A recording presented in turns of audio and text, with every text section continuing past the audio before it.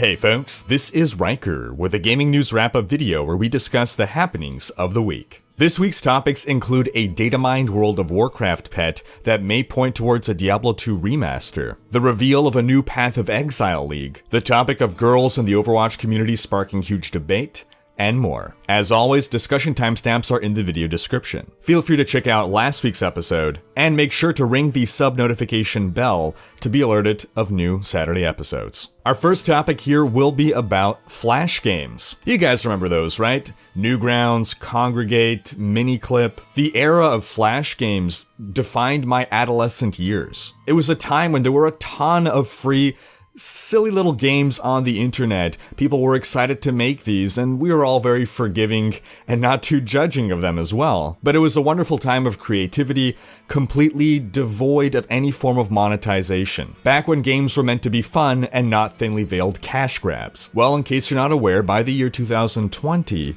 these games will effectively cease to exist. Adobe will no longer be supporting its Flash plugin by 2020, and before that, a lot of web browsers are going to be phasing it out as well. Now, when there's no longer any web browsers that support Flash games, then all these games, tens of thousands created over the past 20 years, will effectively just disappear. But hopefully not. As reported by Gamasutra, there's a volunteer initiative being started by the archive team called Flashpoint. And they basically want to make a museum for all these Flash games. They're trying to archive them all so that future generations can continue to enjoy these games once they're no longer accessible through web browsers. We'll get to show our kids the games that we played after school, like Toss the Turtle and Redbeard the Pirate and Motherlode. Now, this is a volunteer initiative, and if you would like to help, if you feel you have skills that might be able to help, then I'll pop a link in the video description on how you can do that. On to our next story, real quick.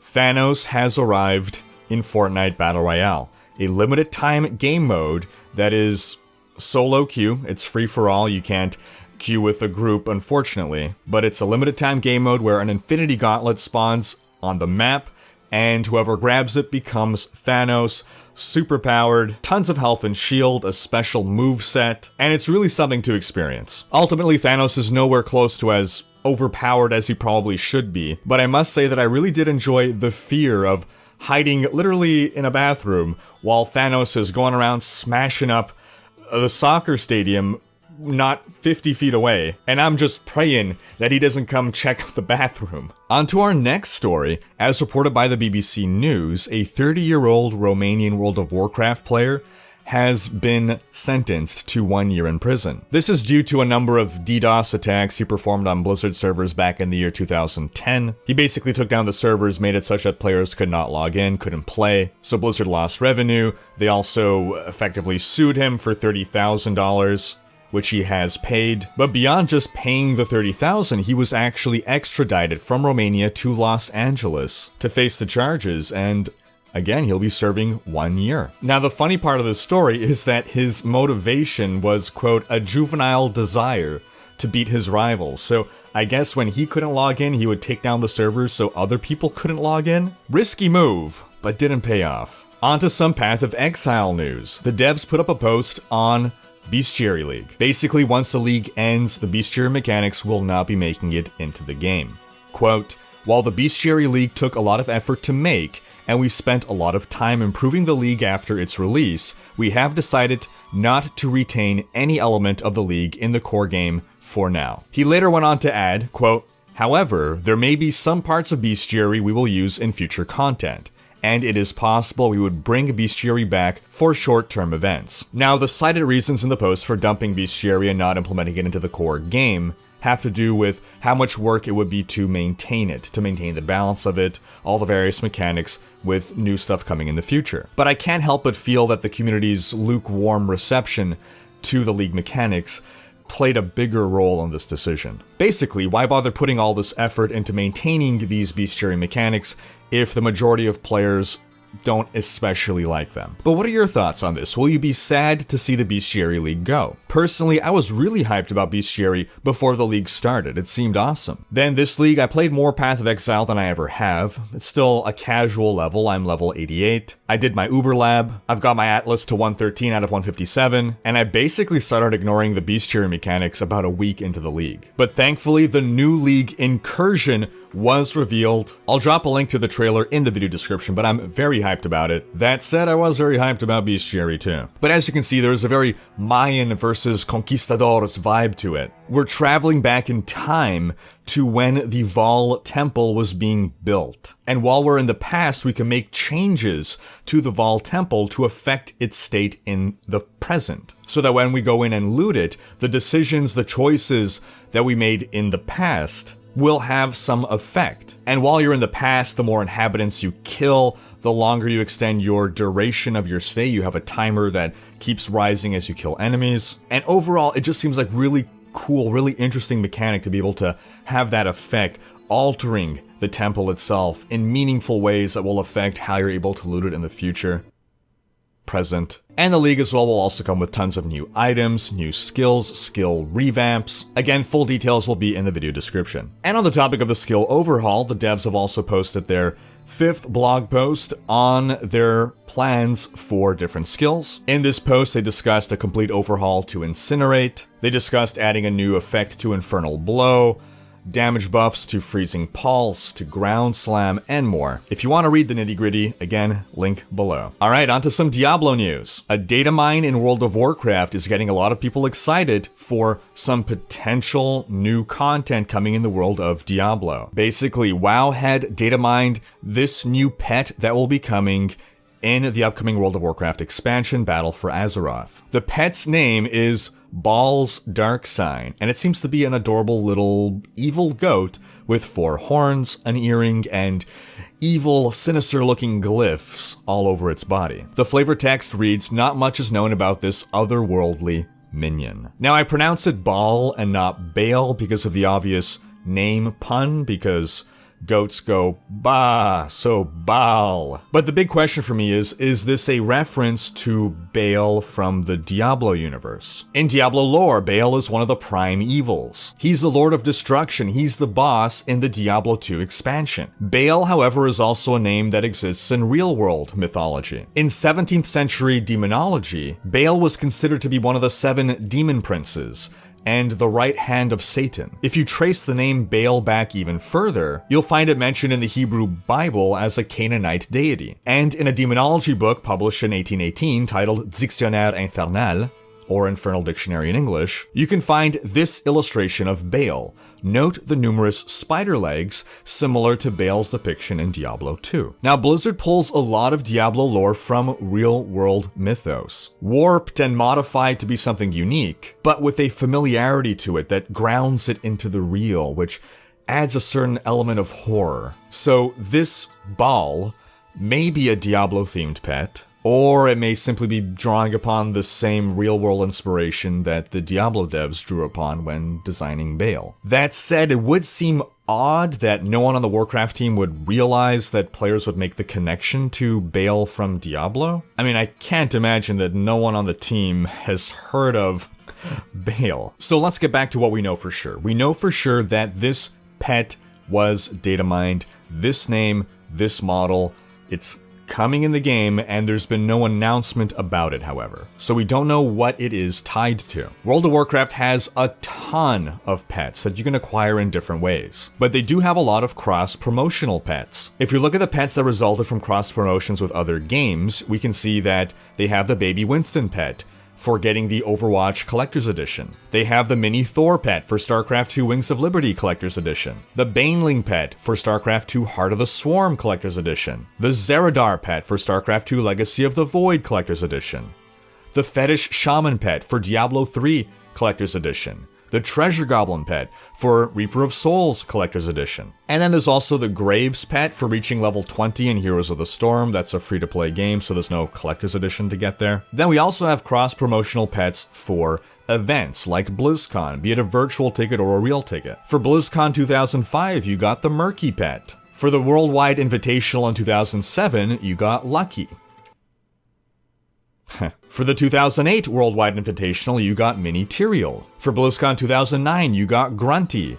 For BlizzCon 2010, Deathy. For BlizzCon 2011, which was right before Diablo 3's release, we got Merkablo. BlizzCon 2013, Merkalot. BlizzCon 2014, Gromlock. BlizzCon 2015, Mercadin. BlizzCon 2016, Knight Captain Murky and Legionnaire Murky. So what do we notice? If you look at all the BlizzCon pets, you can see they are all Murlocs. So we can basically rule out that Baal here would be a BlizzCon pet. We also know that Blizzard isn't planning any worldwide invitationals anytime soon, so we can rule that out too. We can also see that for every collector's edition for a non-Warcraft game, there was a cross-promotional pet in World of Warcraft. They also have pets for collector's editions of World of Warcraft expansions, but those are always very Warcraft-themed pets, with the exception being for the original World of Warcraft collector's edition, you got the Diablo pet. Now, as far as I can find, they did not do a cross-promotional pet for StarCraft Remastered, so that seems to suggest that if they do remaster Diablo 2, there probably wouldn't be a cross-promotional pet, but that's not the strongest of arguments. We're basing ourselves on a sample size of 1, and if they do a Diablo 2 remaster, they may have bigger plans for it. Now in Diablo 3, we did get a StarCraft pet for free in celebration of StarCraft's 20th anniversary. That said, Diablo 2's 20th anniversary will be in 2020, so I doubt Baal would be a cross-promotion for that, being so far into the future. Then outside of that, as far as I can tell, every other pet that you have in World of Warcraft that is from another game's universe was a cross-promotion for a collector's edition, apart from the Heroes of the Storm one, which again is because it's a free game. So if Baal is indeed meant to be from the Diablo universe, then it'll likely be linked to a cross-promotion. In other words, tied to some kind of release of a collector's edition or something else having to do with a different game, a Diablo game. Because the alternative is that they're taking something from Diablo and just randomly adding it into World of Warcraft for no reason, which, as far as I can tell, has not been done before. I could be wrong on that, but as far as my research shows, I've not found anything. So again, if this is meant to be a reference to Diablo, could this be a Diablo 3 expansion featuring Baal? Could it be Diablo 4 featuring Baal? Could it be a Diablo 2 remaster?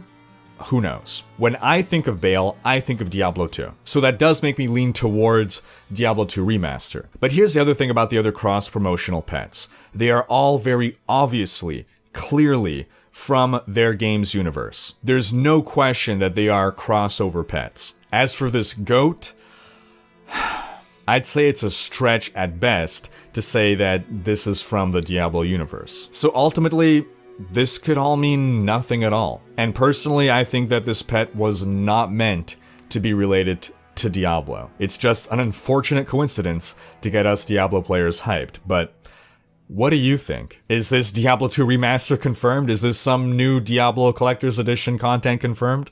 Sound off in the comments. As for an update on our job postings for Diablo, we have yet again the associate producer position going down. This position has gone down, come back up, gone down. I don't know what's going on there, but there's clearly some form of activity going on. On to Overwatch news. Blizzard has released a new Mercy skin for a charity drive tie-in for the Breast Cancer Research Foundation. The event will run until the 21st of May. You can buy the skin for $15 and 100% of the proceeds go to the charity. Now from there, let's talk about the girl problem, which was the title of a discussion posted to Reddit that gained a lot of traction, a lot of support. It was an open letter to the Overwatch community discussing the struggles of being a girl on voice chat, and how these struggles cause a lot of girls to simply not bother to get on voice chat at all. The poster's suggestion was for bystanders to speak up when they hear sexist comments and say, hey, that's not cool. The reason being that even though the majority of people aren't sexist towards female gamers, when someone is and no one else speaks up, it could make the victim feel like they're alone and they have no support. Now, after this post, a second post went up by someone else claiming that that first post was doing more harm than good. And this post received an equal amount of traction and support on Reddit. This post was written by someone who regularly suffers from discrimination himself for having a Korean accent, and he referenced a peer-reviewed article about bullying that suggested that telling bullies, hey, that's not cool, doesn't help to reform the bully. The article states that bullies feel easily threatened, that even something as innocuous as saying, hey, that's not cool, carries the implication of judgment, an implication that their behavior is wrong, bad, and that'll just cause the bully to act out even more. The article suggests that the only way to reform a bully is to engage in conversation with them in a non-threatening way, to try to show an understanding or a desire to understand their point of view, to open up a dialogue. Because why would a bully try to be understanding of our point of view if we're not showing them understanding? Now, the poster admits that in Overwatch, it is not practical to reform bullies. You don't have the luxury of engaging in conversation. It's a lot of effort, takes a lot of time, and it's just not going to happen. What he does is just mute people. But another main point in his post is that the girl problem post serves to shame bullies and just exacerbate the problem. Well, people replied to his post saying that it's not about trying to reform bullies, it's just about trying to support the victims. And then a third post went up, this one decrying the second post. And this one got the most support of all. This third post stated that the second post is at best attempting to minimize the girl problem issue by comparing it to other instances of bullying, and at worst, victim blaming by suggesting, well, it's your own fault that the situation isn't improving because of the way you react to bullies. Now, the result is just a quagmire, because, at least in my view, all three posts raise some good points. You may not agree with everything they all say, but I think most reasonable people would agree that each of the three posts raises at least some cogent arguments that you can get behind. Now, we've discussed the girl problem a couple times before in this series in 2017, and there's one recurring theme in comments that I'd like to address. We often see these comments basically saying, hey, other people suffer discrimination as well, because of their accent, because of the way they talk. People other than girls also get bullied, based just on their voice. It's not just girls that get bullied.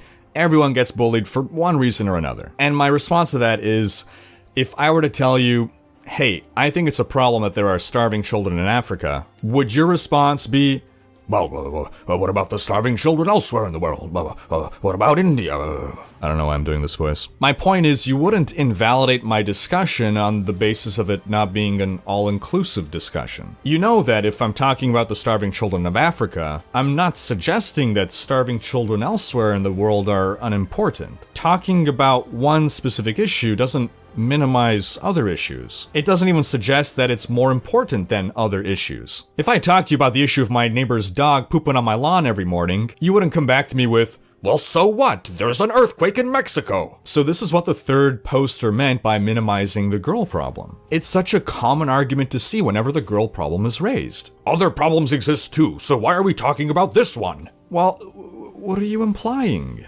That we shouldn't ever talk about any problem unless we can talk about all the problems at the same time? That we should just do nothing and never try to help or improve any situation ever? What's the argument here? If you get bullied for reasons other than being a girl, be it because of your race, your accent, whatever it may be, that sucks. You shouldn't be bullied. But if someone chooses to talk about a different issue, that doesn't mean your issue is not important. It just means that the issue is different enough to deserve its own discourse. And sexist-based bullying is distinct enough to have its own category. But again, there's no value judgment being made here on that category being more or less important than other categories. And ultimately, doesn't it make sense that working on any one type of bullying will at least have some form of overlapping effect on helping other forms of bullying? Don't we want to just work towards a more accepting community in general? Is minimizing issues that don't personally affect us really the way to improve our own situation? I don't know, guys. Let me know what you think about all this. Is there something I'm not getting here? Sound off in the comments. Help me understand this. And that's gonna wrap up this week's video. As a reminder, leave a comment with your thoughts on any and every story that we've covered. Thanks for watching. Special thanks to my Twitch and Patreon supporters for making these videos possible. If you like what you see on this channel and want to support the creation of more content, you can pledge on Patreon, where your support is immensely appreciated. Our backer rewards include behind the scenes stuff, monthly virtual meetups, and more. We're trying to reach 300 Patreon supporters. Even $1 helps. If you enjoyed this video, please share it, check out these other videos, and subscribe to join Rhykkers Raiders for more gaming content.